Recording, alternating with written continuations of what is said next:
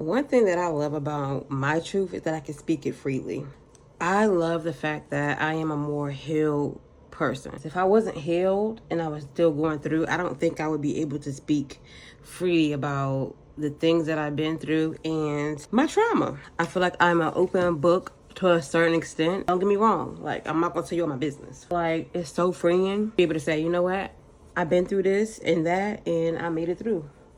I love that. So shout out to the people that are healing out loud and are able to speak their truth and not care who has something to say about it. You know, like, I'm not knocking the ones that can't speak their truth because, hey, it's your truth. But projecting is never okay in my book. Because why are you projecting though? Why? I just want to know. If you think anything I share is coming from a less healed place, I don't know what to tell you because it's not. I speak from experience because it's not only freeing for me, but it helps other people. Because I know that when I was younger, I felt all alone and nobody should feel that way. So I speak my truth on uplifting others and on niggas on the world because I can. Not only helping myself, I'm helping other people too. And growth comes in different forms, in different ways for everybody. So everybody's growth, everybody's healing is different. You choose to heal out loud, that's what you do. I'm choosing to heal out loud and to help other people at the same time. Does that make me an attention seeker? No. Does that make me victimize myself all over again?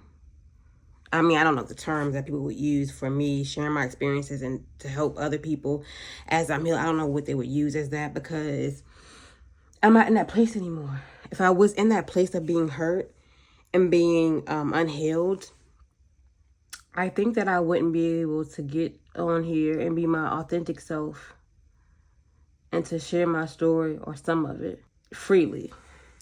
To think that because I speak my truth it means that I didn't forgive somebody or I'm stuck in the past is delusional. If I was stuck in the past, I don't think that I would be where I'm at right now. I didn't have a voice for so long. Like, speak about what happened to me. I was shamed. I had so much shame.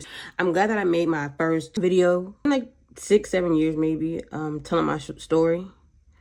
Of course, I got good feedback. And then, of course, you know, people like to fake it for Facebook. So, of course, they were in the comments like, oh, my gosh, I'm so proud of you. I'm happy for you. I'm glad that you're speaking your truth. Whatever they said. I can't cuss, so I'm trying not to, you know. But behind closed doors, they had so much to say. That's what I mean by family betrayal. Not that I'm mad about it. I'm holding a grudge. I don't care. Because what people think doesn't define me anymore. It used to. Thank God that I'm not where I used to be.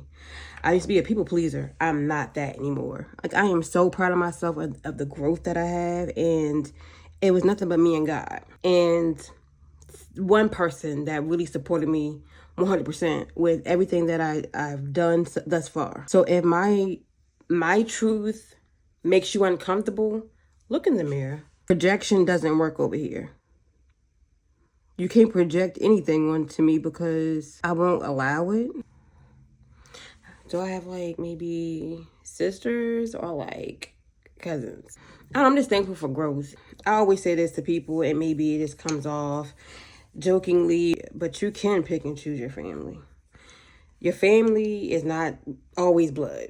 And that's okay. And it's not me coming from a hurt place like, oh my gosh, I'm bitter. Not that. It's the fact that I lived and I learned certain stuff and certain stuff shouldn't happen or certain stuff shouldn't be said. Certain stuff can't be bypassed and you just act like everything's fine. There's ways to go around the BS that a lot of times our families do.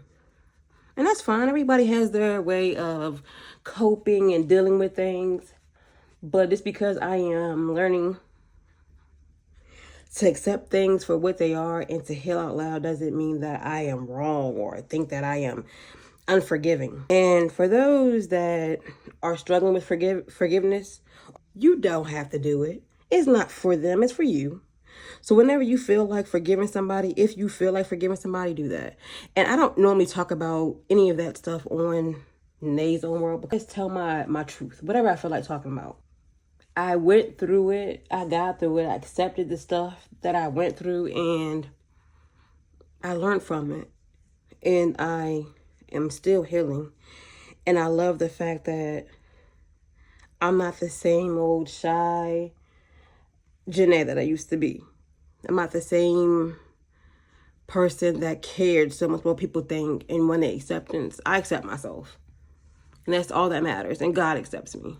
And the people that accept me, it's like, thank you. It's like blessings, you know? You're locked in with God in your relationship. That's all that matters. I don't know. I'm just saying. Family betrayal is real.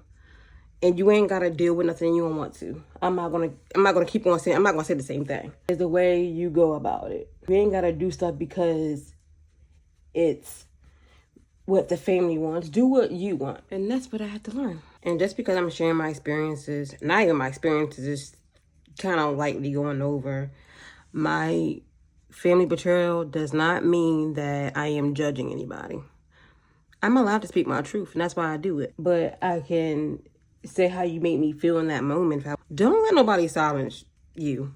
Whoever has problems with family betrayal and dysfunction, don't allow anybody to silence you, because people will do that. They'll say the right things to make you feel like you're the bad person, gaslight you, and make you feel like it's you. No, it's not. And I'm thankful for where I'm at right now. Let's finish up this makeup. I'll be right back. If you can't handle my truth, tell your own.